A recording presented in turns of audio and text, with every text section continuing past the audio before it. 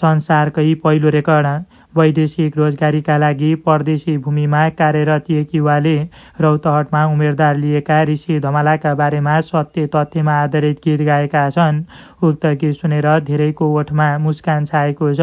ल सुन्नुहोस् साथीहरू। धादिङतिर जन्मे एउटा देशकै होनार पात्र, उनै पात्र बोलाएर हुन थाल्यो जात्रा।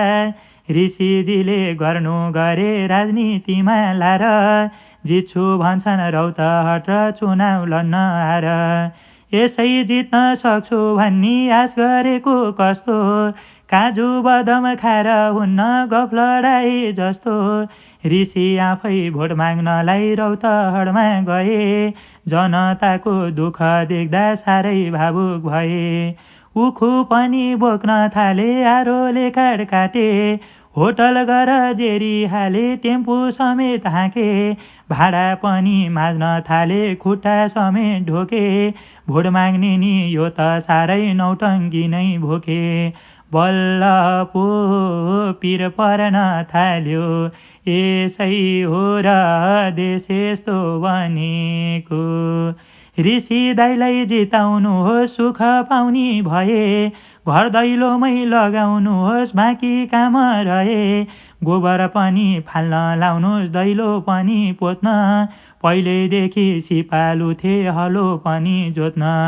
यही हो मौका जनता हो, फाइदा पुरै लिनुहोस्। भोट चाहिँ दिँदा सज्जन दुर्जन मान्छे हेरिदिनुहोस्।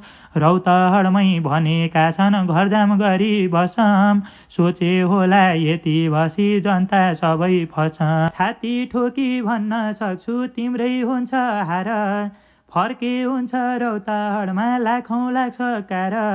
जनतालाई झुकाउनलाई गफ लगाएको हेर्न, बुढी फेरे जस्तो हुन्न देशको मुहार फेर्न। नमस्कार हजुरहरूलाई यो गीत कस्तो लाग्यो? यदि राम्रो लाग्यो भने अन्तिम समय हेरेर लाइक र सेयर गर्न नबिर्सनु होला। यदि लाइक र सेयर गर्नु कि जहाँ ऋषि धमलाले पनि हेरुन्, अनि भोट माग्ने तरिका पनि रमाइलो र कमेडियन भएको हुँदा यी युवाले यस्तो तरिकाले गीत गाएका छन्।